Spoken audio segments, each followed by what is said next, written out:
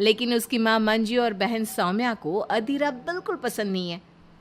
समर्थ की माँ ने तो अपने बेटे के प्यार के आगे अपना सर झुका लिया और दोनों की शादी करवा दी। लेकिन सौम्या ने अभी तक हथियार नहीं डाले थे। वो अभी भी अपनी भाभी को घर से निकालने की हर मुमकिन कोशिश कर रही है। बहू, ओ बहू, आज चाय मिलेगी या नहीं? लाई माँ जी। एक तो समर्थ भी न जाने कहाँ से इस लड़की को पकड़ कर ले आया है। हर काम ऐसे करती है मानो हाथों में मेहंदी लगी हो। लीजिए माँ जी चाय। अच्छा, तो ले आई तू चाय। मुझे तो लगा था कि तू सुबह की चाय दोपहर के खाने के बाद देगी। माँ जी दूध वाला लेट आया था, इसलिए चाय बनाने में लेट हो गई। इतने में सौम्या वहाँ आ जाती है। माँ, मैं अपनी सहेली देविका से मिलने जा रही हूँ, शाम को आऊँगी। सौम्या, मैंने तुम्हारे लिए नाश्ता बना दिया है, पहले नाश्ता कर लो फिर चली जाना। मुझे आपके हाथ का बेस्वाद खाना नहीं खाना। मेरी सहेली देविका बहुत अच्छा खाना बनाती है, मैं उसके यहाँ खा लूँगी। ओके माँ, बाय, मैं चलती हूँ। सौम्या के जाने के बाद मंजू अपनी बहू पर चिल्लाते हुए कहती है, बहू, तूने इतनी बुरी चाय बनाई है, इससे अच्छा तो तू जहर पिला देती, कम से कम वो मीठा तो होता। अगर मेरे बस में होता तो चाय की जगह जहर ही दे देती। कुछ कहा तूने? अब नहीं माँ जी, मैं दूसरी चाय बना देती हूँ। रहने दे, मैं जा रही हूँ अपनी बहन के घर, तो घर का सारा काम करके रखना, शाम तक आ जाऊंगी। और हाँ, रात के खाने में कुछ अच्छा बना लेना। मंजू अधीरा पर हुक्म चलाकर चली जाती है। अधीरा बड़बड़ाती हुई किचन में जा रही होती है कि तभी समर्थ वहाँ आ जाता है। अधीरा, नाश्ता लाओ जल्दी से, ऑफिस के लिए देर हो रही है। क्या करोगे नाश्ता करके? किसी को भी मेरे हाथ से बना खाना पसंद नहीं आता, आप भी बाहर ही कर लेना नाश्ता। लगता है माँ और सौम्या ने फिर तुमसे कुछ कहा है, तभी तुम्हारा मूड इतना खराब है। तुम माँ और सौम्या की बातों का बुरा मत माना करो। मैंने माँ के खिलाफ जाकर शादी की है ना, इसलिए वो तुमसे कुछ उखड़ी उखड़ी रहती है। लेकिन मुझे पता है, जिस तरह तुमने मेरा दिल जीत लिया, उसी तरह तुम माँ और सौम्या का दिल भी जीत लोगी। बातें बनाना कोई आपसे सीखे। अब आपको ऑफिस के लिए देर नहीं हो रही?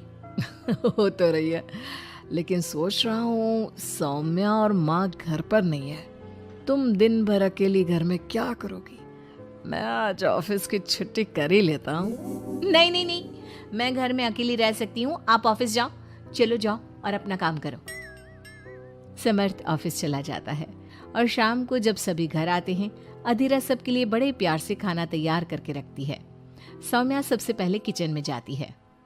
अरे वाह, खाने की तो बहुत अच्छी खुशबू आ रही है, लेकिन मुझे इस खाने का मजा किरकिरा करना ही होगा।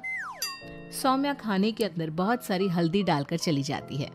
उसके बाद अधीरा सबके लिए खाना लगाती है, लेकिन किसी को भी खाना अच्छा नहीं लगता। छी भाभी, कितना बुरा खाना बनाया है। इससे अच्छा तो आप हमें मना ही कर देती कि आप खाना बनाएंगी ही नहीं, तो हम बाहर से ही कुछ अच्छा खाकर आ जाते। कम से कम हमारे मुंह का स्वाद तो नहीं बिगड़ता। बहू, तूने हम सबको सुबह बिना खाना खाए निकाल दिया, और अब भी हमें बिना खाना खाए सोना पड़ेगा। क्या करती हो अधीरा? तुम्हें खाना बनाना भी नहीं आता क्या? दिमाग खराब कर दिया। समर्थ गुस्से में वहां से चला जाता है। उसके पीछे पीछे सौम्या भी जाती है। भैया, हमने आपसे कितना मना किया था कि इस लड़की से शादी मत करो मत करो, लेकिन आपने हमारी एक नहीं सुनी।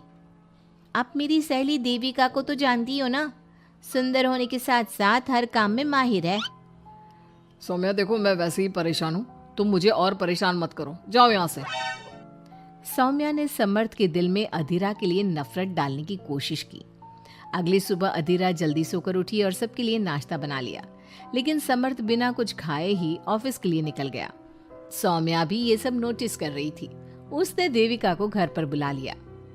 देविका, आज भैया बहुत गुस्से में है। आज तुम ऐसा खाना बनाओ कि भैया उस अधीरा की तारीफ करना भूल जाए। सौम्या, तुम ये सब क्या कर रही हो? तुम्हारा भाई शादीशुदा है, वो कभी मुझसे शादी करने के लिए तैयार नहीं होगा। लेकिन तुम तो भाई से पहले से ही प्यार करती थी ना? हाँ करती थी, लेकिन ये उन दिनों की बात है ना। चुप रहो तुम। अगर तुम्हें भैया को पाना है तो तुम्हें वही करना होगा जो मैं कहूँगी। सौम्या ने जैसा जैसा कहा देविका ने वैसा ही किया। देविका ने बहुत ही स्वादिष्ट खाना बनाया। शाम को सभी लोग इकट्ठा हुए और सबने एक साथ मिलकर खाना खाया। इतना मजेदार खाना खाकर सबने देविका की खूब तारीफ की। समर्थ ने अपनी पत्नी को ताना देते हुए कहा, अधीरा, देविका ने कितना अच्छा खाना बनाया है। तुम्हें देविका से खाना बनाना सीखना चाहिए। अब तो ये रोज की बात हो गई। सौम्या हर बार देविका को अपने घर बुलाती और किसी न किसी बात पर अधीरा को शर्मिंदा करती। सौम्या अपने भाई की बात देविका से कराने लगी। अब समर्थ भी देविका से प्यार करने लगा। सौम्या ने अपने भाई से कहा, भैया आपको देविका पसंद है ना? अरे तुम ये क्यों पूछ रही हो?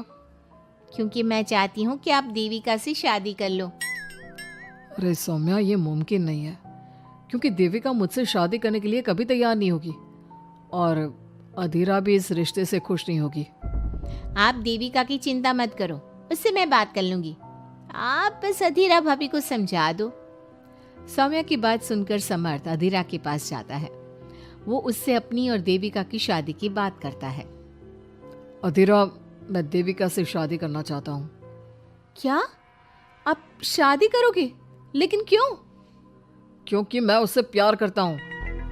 प्यार तो आप मुझसे भी करते थे। कल कोई और लड़की पसंद आ जाएगी तो तीसरी शादी कर लोगे?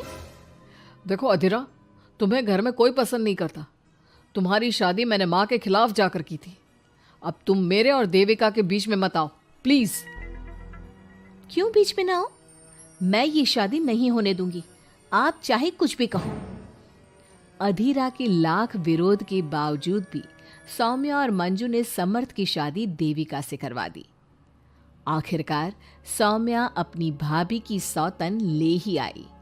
शादी के बाद देविका ने घर में आते ही घर वालों के साथ कैसा सलूक किया और अधीरा के साथ क्या हुआ, ये सब जानने के लिए इंतजार कीजिए हमारे अगले एपिसोड का।